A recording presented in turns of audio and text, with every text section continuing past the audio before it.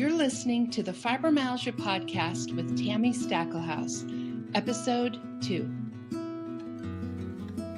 Welcome to the Fibromyalgia Podcast. I'm your coach, Tami Stackelhouse, and today we're going to be talking about why your body isn't actually the enemy.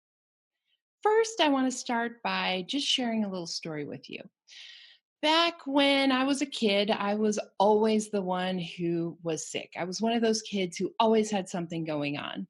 In fact, in my family, we used to always joke around about how my parents would take me to the doctor for maintenance. I was like that old car that kind of kept falling apart. And we would take my sister to the doctor for repair. She was the tomboy and she was always like getting into trouble somewhere. But I just always had these ongoing maintenance kind of issues. My digestion never worked great. I had my tonsils out and tubes put in my ears when I was a kid. I mean, there's just been stuff my whole life. And fibromyalgia is just part of those things. I remember back when I was in high school, I remember it was actually the summer after my senior year. And I distinctly remember I was house sitting and I was just frustrated one night. And I remember praying, oh God, if I was a car, I would have qualified for the Lemon Law by now. And surely, can't we do something about this? Can't I get a new body? And I just always felt like, why did you give me this defective body? And maybe some of you can relate to that. You're kind of maybe feeling stuck in a body that doesn't do the things you want it to do. It doesn't feel the way you want it to feel. It's frustrating. And you may even feel like you're locked in a prison, and that prison is your body. But here's the thing. I really do believe that our bodies were made to heal themselves. I mean, it's amazing. If you cut yourself, that cut heals. If you break a bone, the bone heals.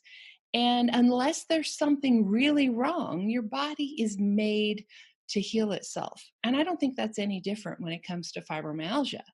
It's just that we don't know as much about fibromyalgia. We're not always sure exactly what we need to do in order to help our bodies heal. But I do believe that that is still the case. Our bodies were made to heal. And so what is it that we can do to help our bodies heal? The thing is that without your body, you like, there is no you, right? If you, depending on your religious beliefs, your spiritual beliefs, maybe you believe that we're spirit, but at the same time, when when you are married, you use your lips to kiss, right? You hug each other and you use your arms to hold each other. When you call and you talk to somebody on the phone, it's your voice that they hear. Our physical presence is very much who we are. And this idea that our bodies are something completely separate, that there's me over here and my body over there, and I am me, but my body is this defective thing I'm stuck inside, is really just not that helpful or really, honestly, all that healthy. I believe that you and your body are actually on the same side. One day after I had been married for about 6 months or so, that was about when I started getting close to a diagnosis for fibromyalgia. I think I'd been married a little over 6 months when I finally got my diagnosis. And I remember one day just complaining to my husband, my brand new husband, about my body, about hurting all the time and being tired and being fat and being ugly and all the things we girls often say, right? But it felt like the truth, right? Because my body couldn't do what other people's bodies did, right? My fibromyalgia really was an obstacle back then. And I will never forget what he said to me.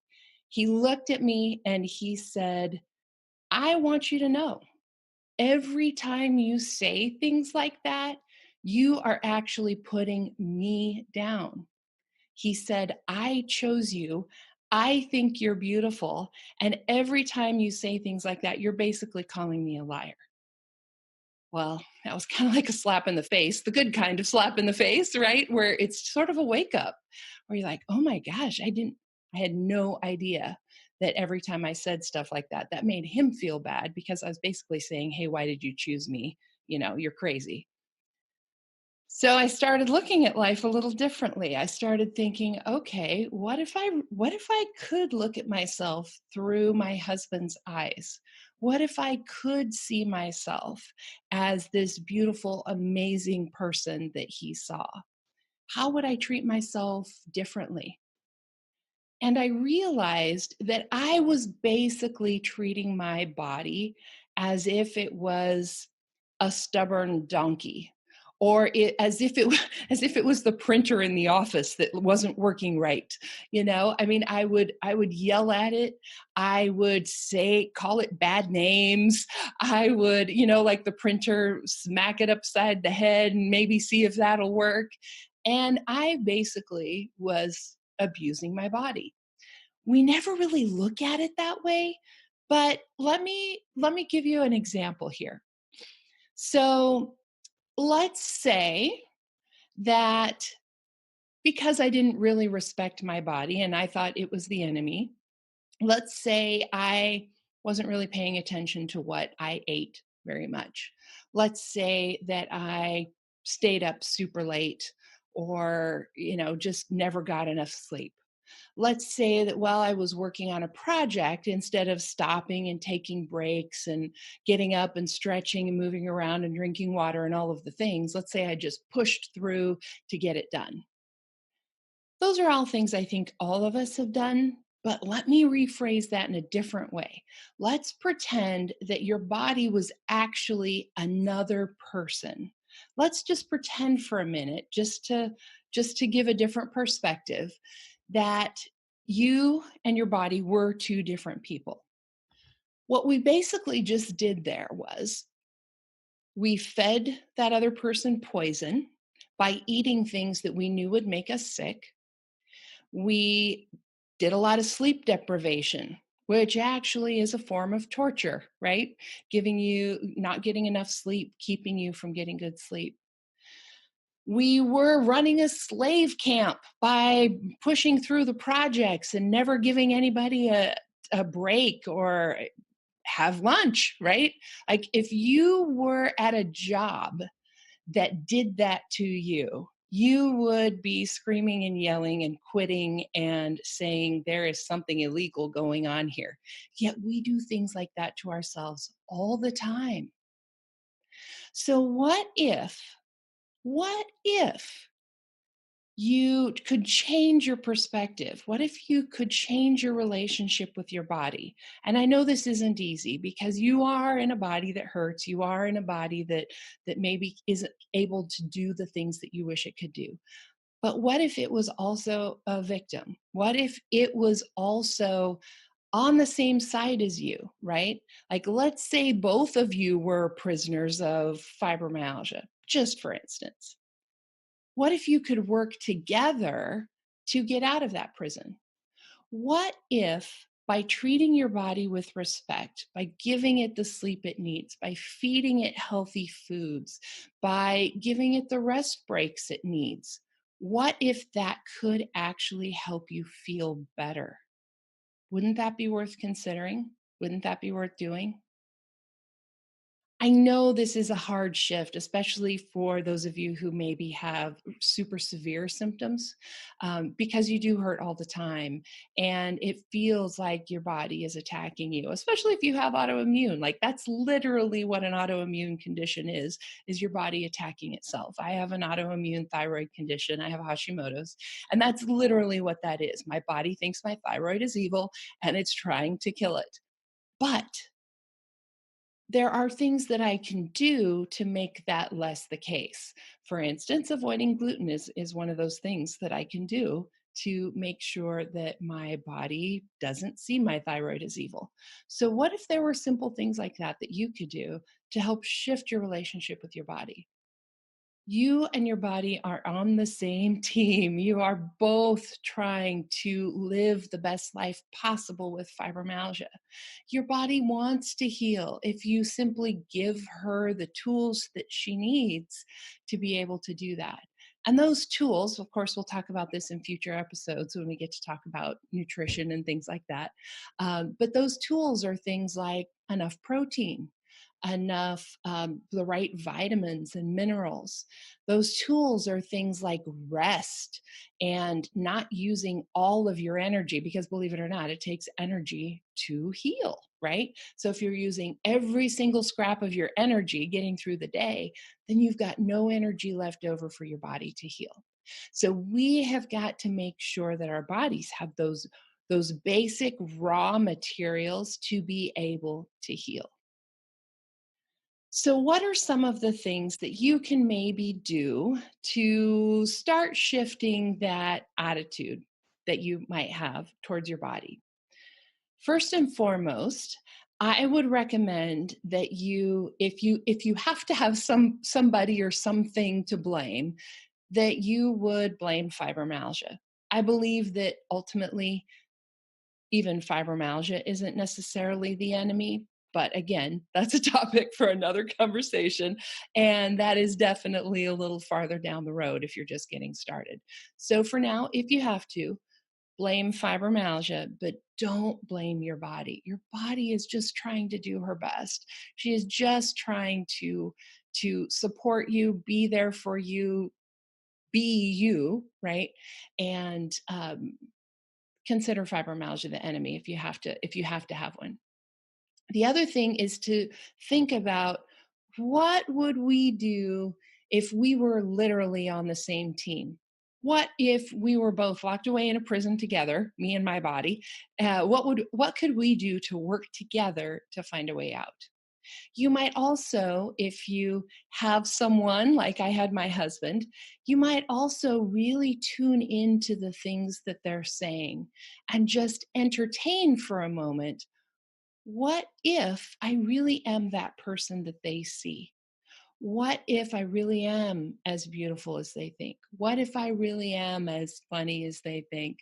What if I really am as valuable to them as they say that I am?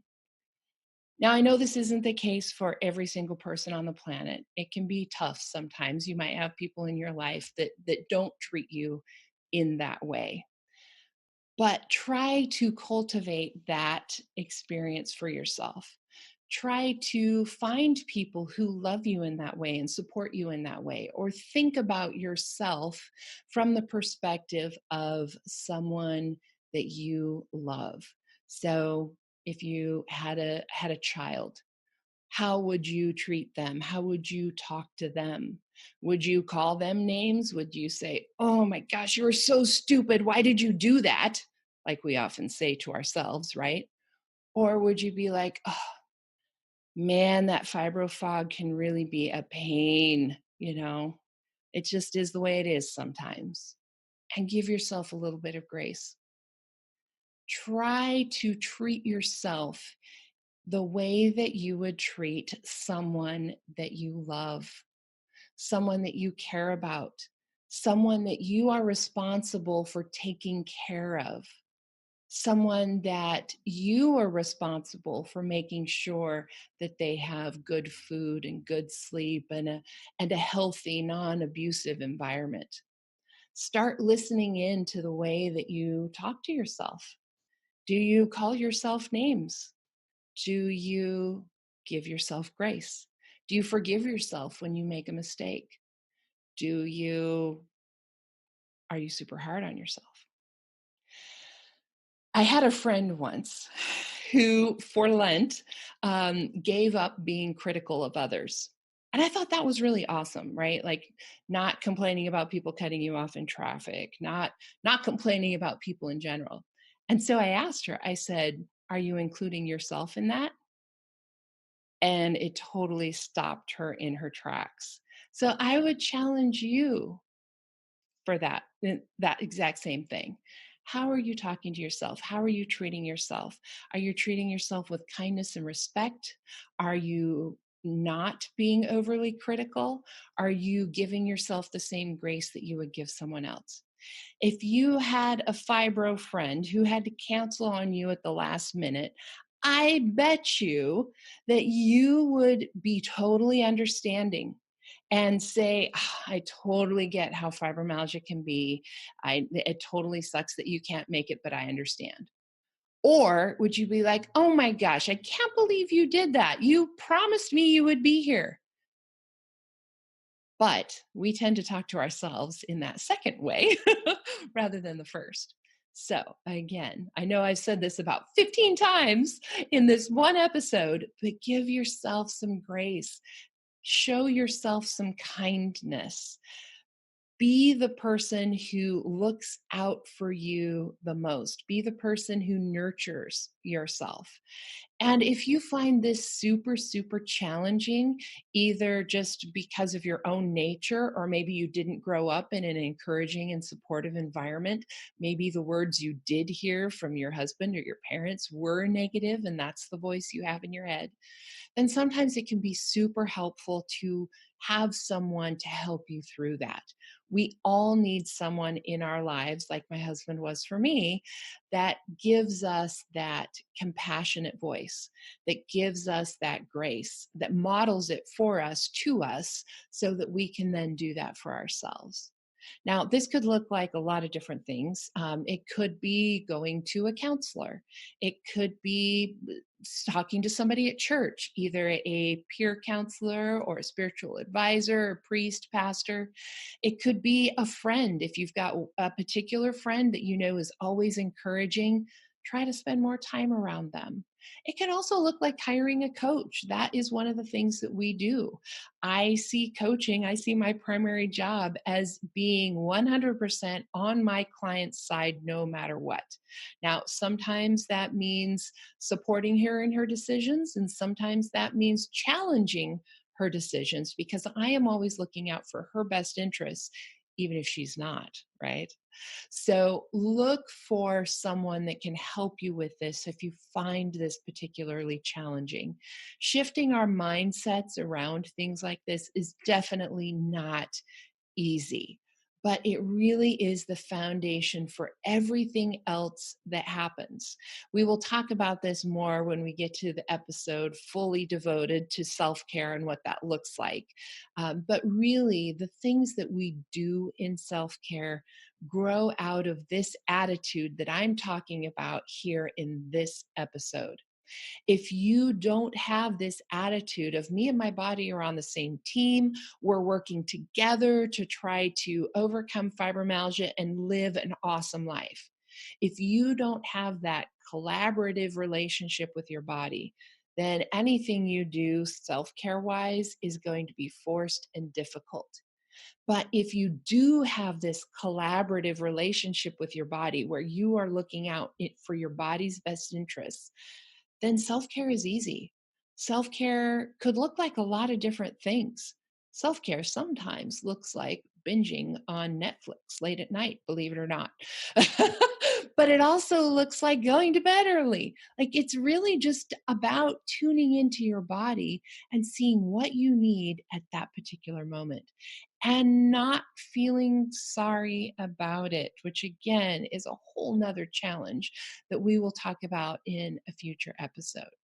So for now, my action steps for you as your coach is number one, to start being aware of how you are talking to yourself, how you're treating yourself, and just the way that you interact with your body. The second step is to start surrounding yourself with people who treat you in that same loving, caring manner. If you don't have people in your life like that, I would encourage you to find them, whether it's things like listening to my podcast and hearing my voice in your head telling you that your body is not the enemy and to give yourself grace, or talking with somebody at church, or talking with another friend, or finding a coach, or a compassionate doctor or counselor, or whoever it is. So those are your action steps for today. And there are a couple of articles, blog articles, that I have written about this topic. I also talk about it a lot in my books because this is very foundational for everything else that's going to happen. If you don't see your body as being on the same team as you and being able to heal, then everything else that you do is going to be so much harder. So in the show notes for today, because I know how fibro fog can be, in the show notes for today, I'm going to link to some of those blog posts. There will also be some links to where you can go grab my book for free if you don't have a copy. And I encourage you to start reading and digesting that and getting that not just in your head, but also down in your heart, so that you can start treating yourself with the compassion that you deserve. All right. Thanks so much for joining me here today. And next episode, episode 3, we are going to be talking about my story. Now, I have invited my friend Lee Hayward to come and do that particular interview rather than just me telling you. And part of the reason I did that is because she knows me now, but she doesn't really know my story. And so I think she's going to ask some questions that you guys will be wondering that most likely I don't really think about because it's my story and I lived it.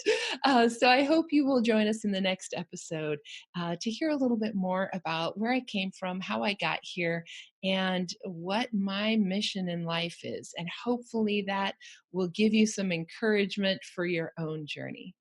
So join us here next time. And remember, go to fibromyalgiapodcast.com to get all of those show notes and resources and all of the goodies that you need.